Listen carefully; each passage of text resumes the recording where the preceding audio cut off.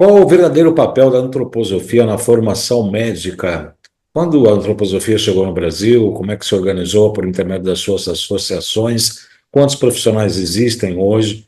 É um bom momento que agora em março vai iniciar um curso de pós-graduação em saúde e antroposofia pela Faculdade Plenitude. Começa agora em 8 de março. Em março, no início de março, na verdade. E a gente vai, esse é o tema do programa Saúdes de hoje, dando continuidade ao programa passado.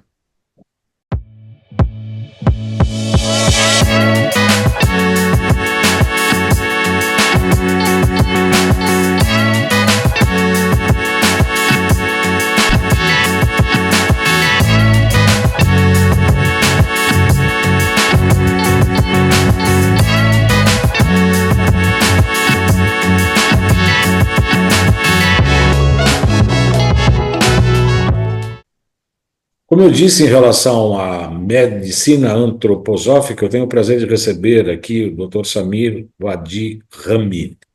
Nasceu em Juiz de Fora, cursou medicina na Universidade Federal daquela cidade entre 76 e 81. Ele é músico, cursou composição e regência na Unesp, em 96 até 2002. Foi presidente da Associação Brasileira de Medicina Antroposófica de 98 a 2004. E tem um currículo extenso aí que a gente já falou e a gente vai falar no decorrer do programa. Boa noite, doutor Samir. Seja muito bem-vindo. É um prazer recebê-lo novamente aqui no nosso programa. Boa noite, Baldan. É um prazer estar com vocês. Agradeço muito a oportunidade.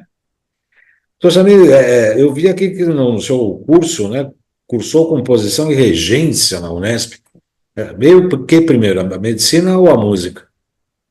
Pois é, eu sou de uma cidade, Juiz de Fora, que tem uma história cultural muito grande.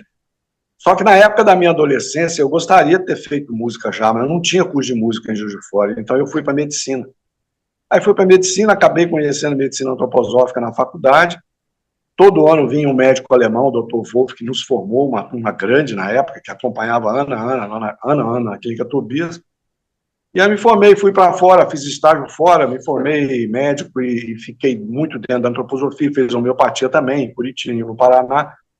E depois de estar estabelecido em São Paulo, eu resolvi fazer o vestibular na Unesp para composição e regência, que na verdade era a minha grande vontade, na verdade, meu grande sonho, né? Existiam 20 vagas na Unesp naquela época para composição e regência e eu passei em 20º, mas eu passei. Passou ali no trilho. Na tábua da beirada. E aí foi interessante que no último ano da faculdade, olha como é que são as coisas, no último ano da faculdade, parece que foi feito um evento da Veleda, na época, e existia uma verba para a gente poder fazer um evento cultural. E eu tinha formado uma orquestra de cordas, tinha formado dentro da faculdade com os colegas, e a gente fez, então, um programa de 40 minutos, com umas peças bem interessantes, bonitas, né? E a pessoa que foi fotografar o evento falou, vou te dar um presente, porque eu filmei a apresentação.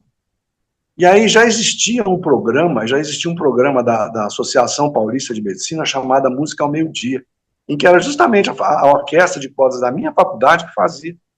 Mas eles tiveram um problema entre a faculdade e a orquestra, e esse vídeo acabou parando na Associação Paulista de Medicina. E aí me chamaram, você tem uma orquestra? E aí começou música nos hospitais durante 15 anos, está ativo, a gente está fazendo ainda, fizemos 5 concertos em 2024, nós temos mais 6 concertos para fazer agora em 2026. São colegas de música que me acompanham já há 15 anos, são músicos maravilhosos, e a orquestra de cordas é maravilhosa. Eu falo sempre que quando eu estou regendo dentro do hospital, é a terapia coletiva, e quando eu estou com o paciente no consultório, é a terapia individual, né? Porque o programa ele é muito elaborado para ser tocado no hospital, não pode ser qualquer coisa, chegar lá e tocar uma música moderna, dissonante, isso não orna. A música tem a ver com a forma, né? E a forma, na verdade, o começo, o início e o fim, assim, é muito importante o desenvolvimento. Isso toca muito a alma das pessoas, entra também, é um remédio que você não tem muito como evitar, né? O remédio pode ser bom, pode ser médio e pode ser ruim também, dependendo da qualidade daquilo que você está levando. Por isso que o programa é muito bem pensado.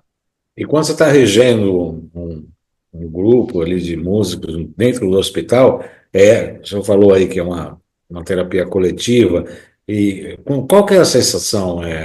Qual o teu sentimento maior nesse momento? O meu sentimento é sempre que naquele momento a gente é como se a partir do momento que eu abaixei o braço e a orquestra começou a tocar a primeira peça, a gente acende o que eu chamo de um incenso musical, sabe? Um incenso musical que serve para o hospital inteiro. Porque a música, na verdade, o som, não sei se você sabe, o som sobe. Né? O som tem tendência a subir. A orquestra se chama orquestra do limiar, porque a música acontece no tempo e ela pertence, ao mesmo tempo que ela pertence ao mundo material, que ela é feita através da fricção, né? O som é feito na corda, mas ele também já pertence ao mundo espiritual. Então a música está sempre no limiar. Ela pertence aqui e pertence lá. Né? Então, assim, eu sinto que é um incenso musical que a gente acende para o hospital inteiro, e é muito interessante, porque às vezes a gente vai no hospital que nunca recebeu, existe uma desconfiança, né?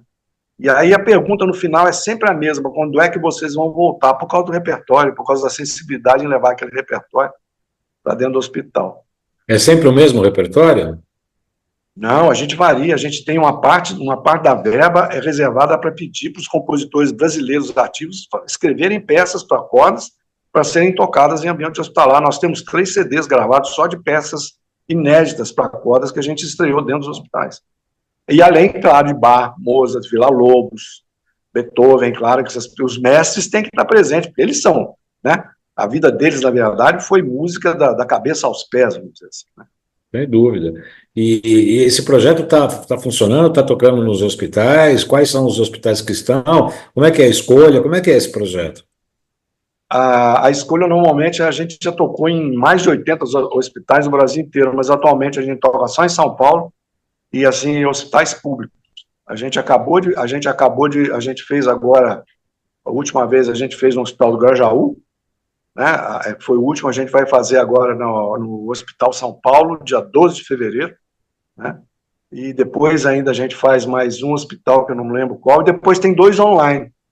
Tem 2 online e outro dentro de uma escola também, que a gente faz parte do projeto, fazer um trabalho social dentro de uma escola com orquestra. O governo apoia de qualquer maneira, de qualquer forma, algum projeto? O projeto ele é patrocinado pela APSEM, né, através da Lei Rouanet.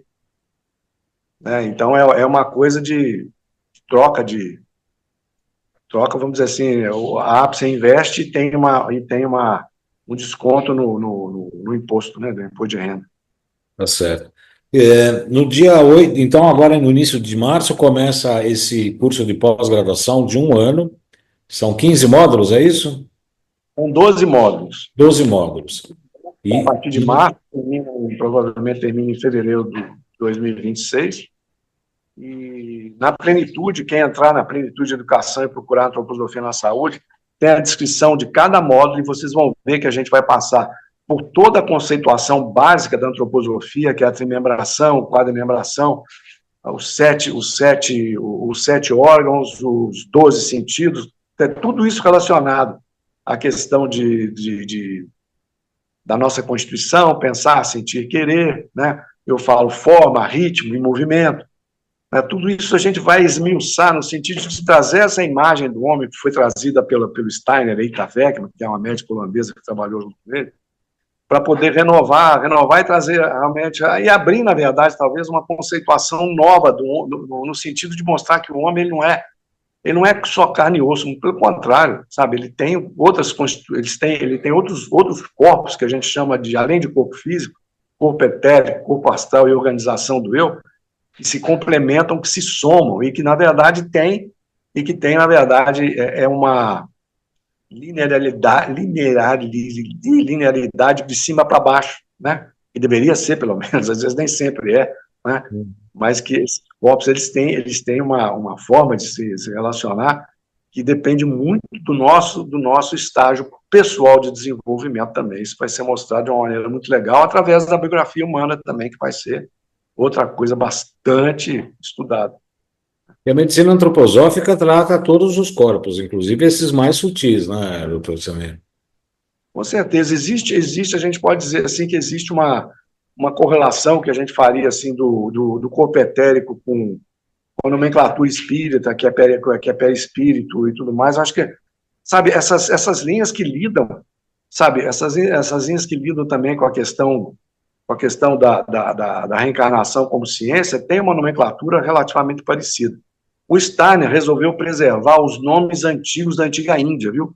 Ele resolveu preservar isso porque isso, na verdade, para ele, faz parte de um conhecimento científico que precisa, de novo, vir à Terra. A gente precisa conhecer agora, não de uma maneira que a gente conhecia de maneira atávica, que era dado para a gente conseguia ver isso, porque a nossa Constituição era muito mais aberta. A gente hoje tem que conhecer isso através da consciência, fazer relações entre os 4 reinos, para saber como é que o homem se relaciona com o meio ambiente e com as outras pessoas. Tem muito a ver com a nossa constituição desses corpos mais sutis. Acho que isso é uma grande contribuição da medicina antroposófica para a medicina em geral, viu, Valda? E tudo isso vai ser explicado aí em pormenores para os participantes do curso, com certeza.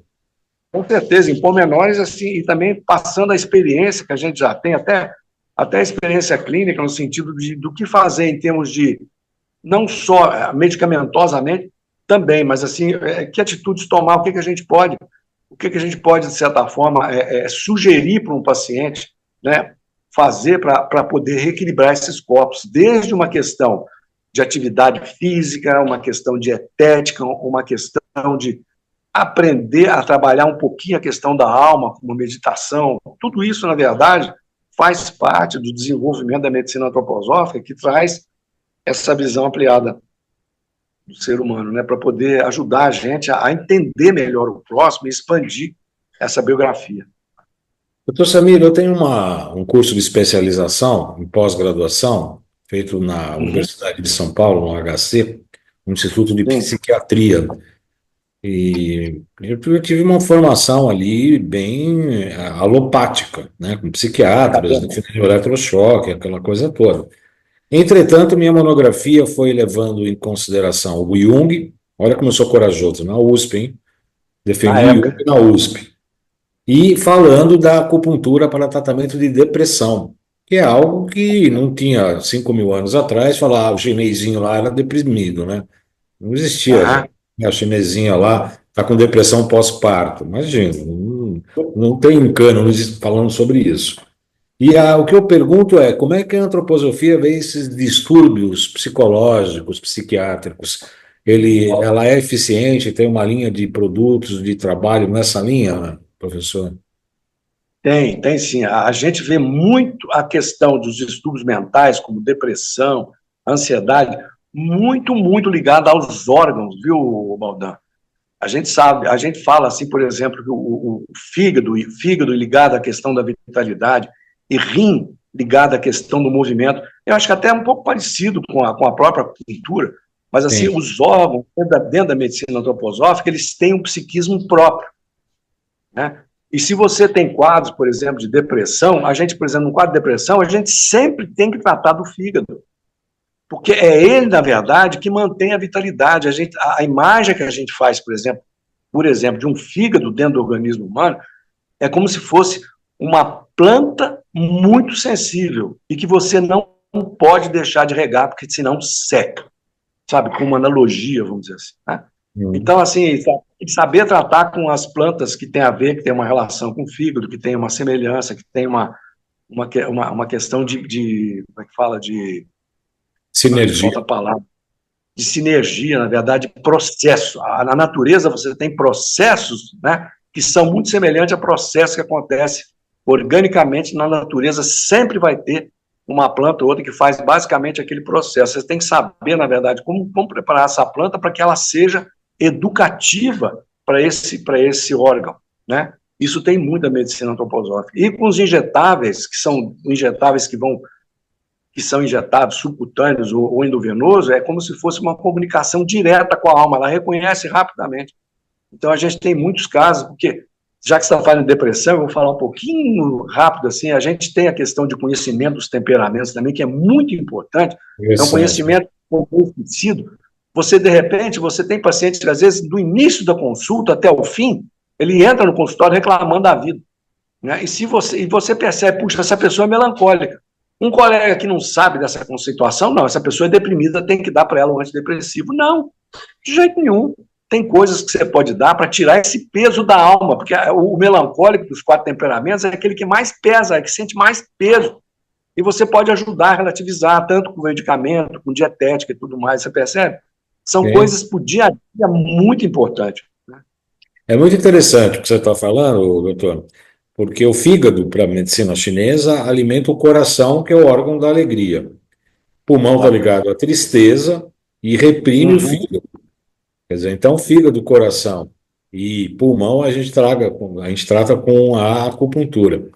Mas uma coisa que a Sim. gente tem muita atenção também, e hoje, agora, o pessoal fala, o intestino do segundo cérebro, tem gente que fala que até é o primeiro, por causa da dopamina e da serotonina. A gente trata também com a questão da desbiose intestinal, aí segue a linha do Dr. Maffei com ácido Sim. clorídrico para digestão, Total. e aí mistura a acupuntura com a ortobiomolecular, enfim, são todas abrangências que acabam se unindo, né? Porque tudo isso faz sentido, né? Uma visão antroposófica, a visão chinesa, muda um pouco o foco, mas na verdade no âmago elas trabalham em sinergia, né, doutor? Com certeza, acho que esse é o grande papel da medicina integrativa, Valdão. É você pegar a experiência de linhas de pensamento médica e de saúde e que já vem se desenvolvendo e que tem uma contribuição para dar, às vezes que o outro não consegue alcançar. Agora, se você é uma pessoa aberta e sabe que aquele conhecimento pode ser usado em benefício do seu paciente, só se você for muito preconceituoso, e isso existe, infelizmente, para você não querer usar. Porque isso aí vira quase que, desculpa o termo, vira quase que um crime você saber que existe um conhecimento que funciona, que mesmo que não tenha o mesmo status quo que está por trás de toda uma questão industrial, mas que vem com uma tradição de milênios, no caso da cultura, mais de 5 mil anos, por exemplo, e que está Sim, aí, e sabe que pode ser usada, sabe? Isso é um crime, na verdade, é como se fosse um crime contra a humanidade. Você tem que estar aberto, na verdade, para aquilo que é o novo, para poder também se reciclar, uma coisa que às vezes não vejo. Eu vejo, por exemplo, às vezes, eu trato muito colega alopata, né? E alguns deles, graças a Deus, alguns deles realmente vai e faz o curso de medicina antroposófica, percebe que tem uma coisa consistente, isso também é importante. Você também sim, trazer algo que tenha uma conceituação que a pessoa possa entender de maneira neurosensorial, intelectual. Isso também é muito importante para nós, porque a gente não está aqui para contrariar a medicina acadêmica, né? Eu estava falando, eu sempre falo que a gente vive hoje uma questão ligado à resistência bacteriana, que a gente tem uma bomba relógio. Aí as pessoas perguntam: você é contra antibiótico? Contra? Eu falo: não, pelo contrário. Esses remédios químicos que têm um efeito muito agudo, eles são muito bons para salvar a vida, mas no dia a dia são um desastre. São um pois é, desastre, na verdade. Né? São um desastre porque, de repente, sabe, são mal usados, são usados de maneira inadequada, e você tendo a possibilidade de ter outras possibilidades, você enriquece o seu receituário e você respeita muito mais a ecologia interna do teu paciente. Isso também é muito importante, não só do teu paciente, mas aquilo, se você dá um medicamento, se você faz a cultura, se você dá um remédio homeopático, aquilo fica transformado e quando vai para o mundo, não tem nada que vai agredir o mundo. Se você dá um antibiótico, boa parte dele vai sair pela urina, vai para a tua privada, vai parar na reciclagem de água e volta, porque não existe um sistema que filtra 100%. Não existe. Eu fui dentro da Sabesp para aprender. Né? Então, a gente tem que ter essa responsabilidade em relação àquilo que a gente está fazendo, em relação ao meio ambiente. Isso é muito importante. E essa contribuição a medicina antroposófica também pode dar. vou pedir licença para o doutor Samir para fazer um pequeno intervalo comercial. A gente volta já já, 1 minuto. Olá, eu sou o João Carlos Baldan, sou acupunturista, trabalho com biofísica, biorressonância. Nosso primeiro passo aqui na nossa clínica é limpar o terreno biológico. Metais tóxicos, vírus, bactérias, protozoários. A gente trabalha com acupuntura e com vários equipamentos de biorressonância. A gente trata desde ansiedade, depressão, até questões físicas como artrite, artrose, gastrite, como terapia principal ou coadjuvante. A gente realmente ajuda e muita gente com os nossos métodos e tratamentos. Dúvidas 11 97 719 2266. Vamos juntos. Então, o senhor acredita, doutor Samir, que a medicina antroposófica pode revolucionar o novo entendimento da medicina e estimular que a medicina integrativa ganhe mais espaço no mundo atual? Eu acredito que sim, viu? Porque assim, a medicina antroposófica ela tem uma visão já que é muito abrangente, né? O Steiner, que é o criador da medicina antroposófica, junto com a Itavec, ele também se preocupou, eu acho que de uma maneira visionária, em trazer impulsos para a área de pedagogia e principalmente para a área também de agricultura, porque é fundamental esse binômio de vida mental e vida física, né? Ou seja, você tem que ter alimentos também, alimentos que sejam alimentos limpos, alimentos vitais, né? Que te ajudam a manter a sua saúde. Então, nesse ponto, eu acho que ele foi visionário. Eu falo sempre que a visão da antroposofia é uma revolução silenciosa, porque depende muito da gente entender qual é o ponto, na verdade, qual é a questão que tem que ser elaborada, o que precisa para melhorar a nossa vida na Terra. E, nesse ponto, a antroposofia como um todo pode ajudar, e principalmente na área de saúde, porque ela contempla a medicina, ela contempla o odonto, ela contempla o veterinário, contempla a fisioterapia, contempla, enfim, a bioquímica. Acho que é uma grande contribuição. Acho que a gente pode, sim, dar uma grande contribuição em termos de visão do homem, principalmente. Recentemente eu vi uma entrevista do Dr. Laí Ribeiro falando das deficiências dos micronutrientes, dos minerais e etc.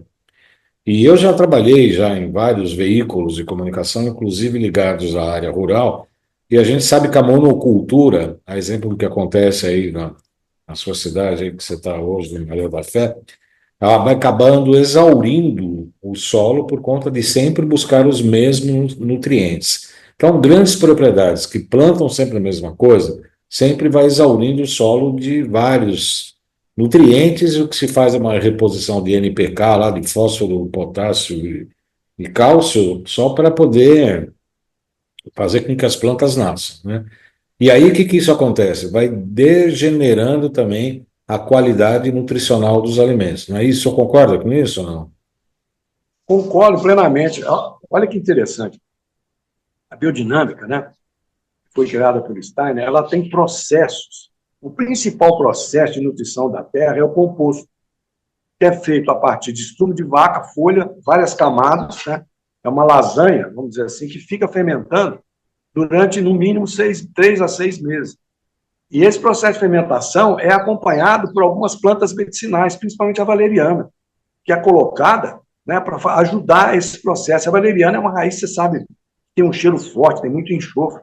Então, isso faz, na verdade, com que aquele composto se torne algo extremamente vivo e bom para a terra, porque a biodinâmica encara a terra como um organismo vivo e que precisa ser, na verdade, precisa ser também vivificado e nutrido, né?